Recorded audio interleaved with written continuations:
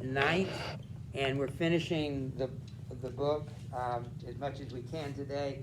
And we just pointed out that Roland is dying on a hill in Spain, and Hug just told us that there's a sneaky Saracen who was pretending to be dead that's coming over to what he thinks is the body, the corpse, lifeless corpse, to go through the pockets and try to steal stuff.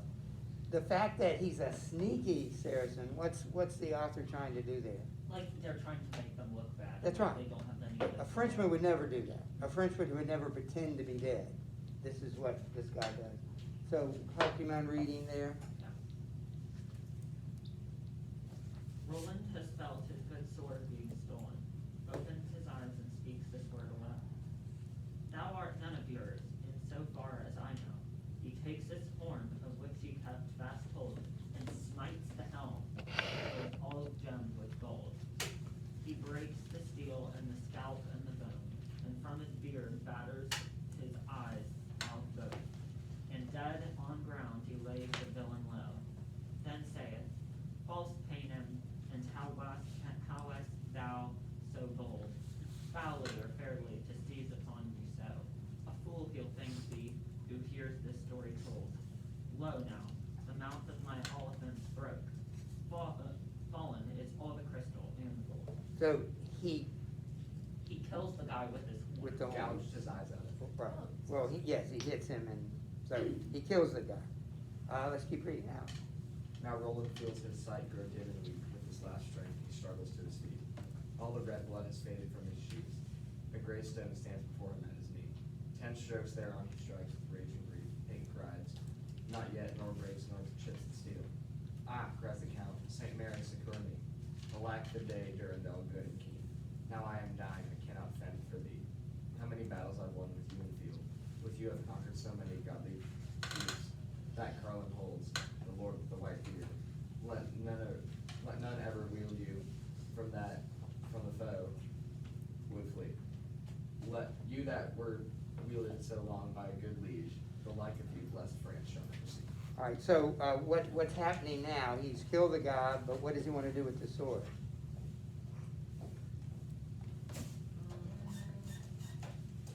At 10 strokes thereon he strikes with rage and grief. He's talking about the sword. Break it. He's trying to break it so the enemy doesn't get it, but he can't break it. Because it's such a big sword. Yes, and you'll find out more about it in just a minute. So, Now Roland smites the sardine stone amain, the steel glides loud, but neither breaks nor baits. Now when he sees that it will no wise break, thus to himself he maketh this complaint. Ah, Durandal, so bright, so brave, so gay, how dost thou glitter and shine in the sun's rays? When Charles was sweeping the valley of the rain, God by an angel sent to him and ordained, how should bestow thee on some captain. On me he gripped thee, the noble Charlemagne. With this I won him and Joe and Bretagne. With this I won him, Plateau and conquered Maine. With this I won him Normandy's fair terrain. And with it I won Provence and Aquitaine. yes. And Lombardy and all the land domain. Bavaria too, and the whole Flemish state, and Burgundy and all Apulia gained. Constantinople in the king's hand I laid.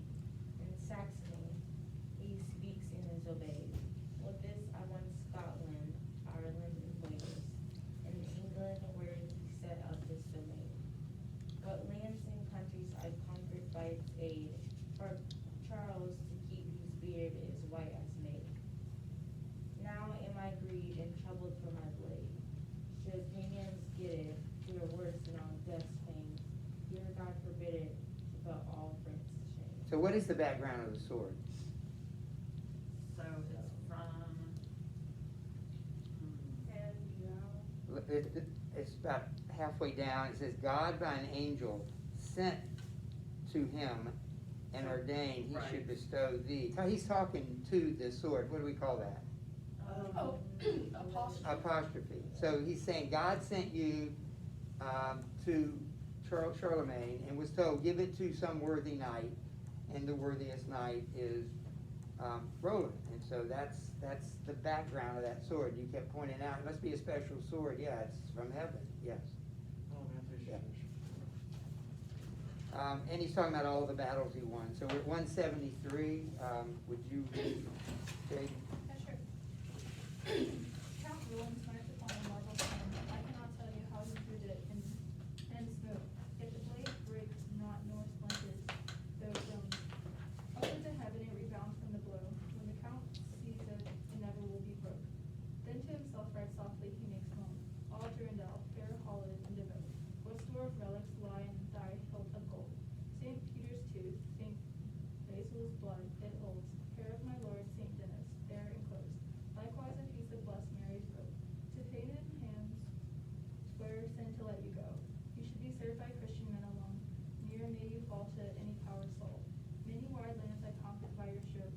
For trials to keep whose beard is white as snow.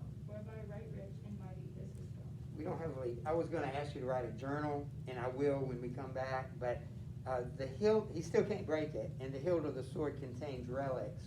Relics are holy objects. They're objects that are sacred to people, and when we do write about this, I know you probably don't have any relics. I don't have any relics, but I don't want to talk about it right now, but you may have things, objects, things that are valuable to you.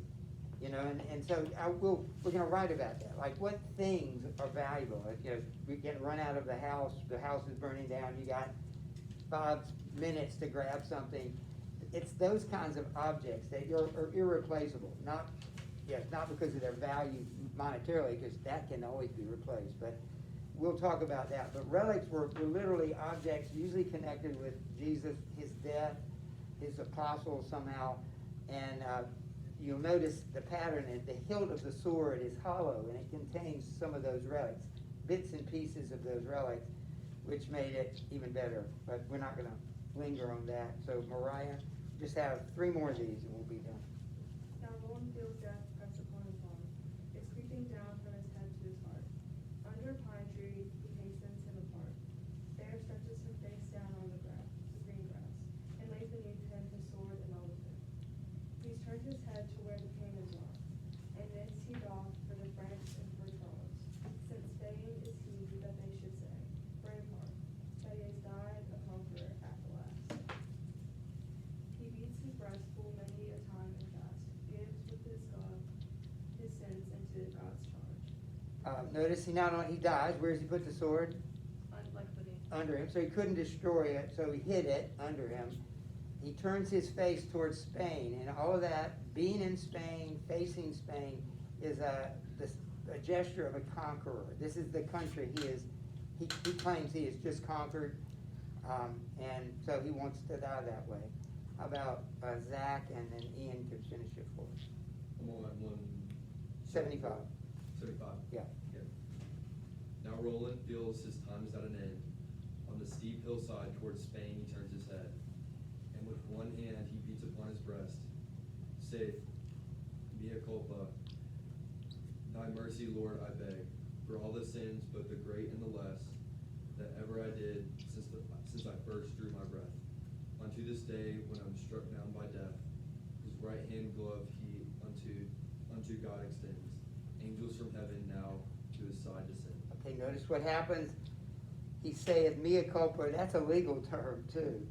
If you're ever in front of a judge and you plead a mea culpa, that means I'm completely guilty. Yeah, I fall at the mercy of the court. So it's also a spiritual or a theological term, apparently, Roman Catholic, that you just say, I'm yours. All my sins, everything about me, I surrender. I'm completely guilty. Is what the word means. It literally means I'm guilty, but it implies I'm not. No excuses. I just throw myself at your mercy. And he does, and his right hand he gave to God extended. So I don't know how that worked, but angels from heaven now to his side descend. So the angels come down. They probably take the glove from him, and what does the glove always represent? Like power. Authority and power is the gloves represents. And the angels come down, and we'll finish it right here, with, yeah. The county Roland, the county Roland lay down beneath a pine to land of Spain. He's turned him as he lies, and many things begin to call to mind. All the broad lands he conquered in his time, and fairest France and the men of his line, and Charles his lord who bred him from a child. He cannot help but weep for them and sigh. Yet of himself he is mindful times. He beats his breast and on God's mercy cries, Father most true in whom there is no lie, who didst from death Saint Lazarus make to rise and bring out Daniel safe from the lions, might save thou soul from danger and despite of all the sins I did in my life. His right hand glove is tendered unto Christ, and from his hand Gabriel accepts the sign. Straightway his head upon his arm declines. With folded hands he makes an end and dies. God sent to him his angel Cherubim, which probably makes you think of the cherubim, you know, the seraphim and the cherubim. Cherubim and great Saint Michael of peril by the tide. Saint Gabriel too was with them at his side. The county's soul they bear to paradise. So now he's dead. Okay, he did have some last words, and he gives the glove to the angels. Kind of overlaps the last one, and he has three angels. Two of the big important ones. We know the names of three angels in the Bible. Who are they? Gabriel, Lucifer and Michael. And two of those three are right here. Michael and Gabriel. They come and they bear his soul to paradise. I am going to ask John Michael to read two more sentences. We're not going to read the whole next end. I want him to read 2 sentences.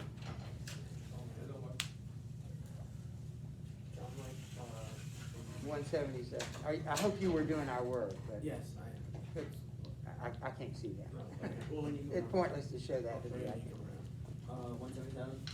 Yeah, just first 2 lines. Again, Roland is dead. In heaven, God hath his soul. The Emperor Charles rides into Roncevaux. Roncevaux. You had to read that because literally he dies, and guess who comes in the room, so to speak? Just like seconds too late. And I just think that's kind of humorous, just the timing of that. He dies, but there's no transition. He's here, but he could have gotten there a second earlier, and Charlemagne could have told him goodbye or something, but that doesn't happen. All right, so let's go, Mark. This is the last stanza we'll read before the test. Let's go to the questions. Everybody got the questions? All right, so let's go back to, we're going to go to 60. I think we can get to 60. And so let's work backwards, all right? I don't remember where we should start. So number 60. And remember, you're responsible for these, so write them down. Of Roland, the narrator says, his right hand glove, he's tender to Christ. What is the significance of this act? We've already answered that. By giving the glove to the angel, what is that? It says to Christ. But Honor and authority. so he's giving up his life. He's giving up his claim to himself. He's giving it all to Christ. By giving him the glove, and of course they take his soul, but he can't give the soul to him. They come and get that. Yeah. All right, 59. Are you getting this? Everybody got it? Because I ain't going to check this when I finish. All right, 59. Describe Roland's last moments. With what final thoughts is he occupied as he dies, and how does he act on them? I guess this is 140 to 142. So what's he doing here? What's he thinking about? Well, he's thinking about trying to destroy the sword, which he can't, so he's protecting it. He's talking to his sword. The sword has relics in it, so he notes that. And then he gives his life to God. He gives his He asked forgiveness for his sins, and he's completely given over to God.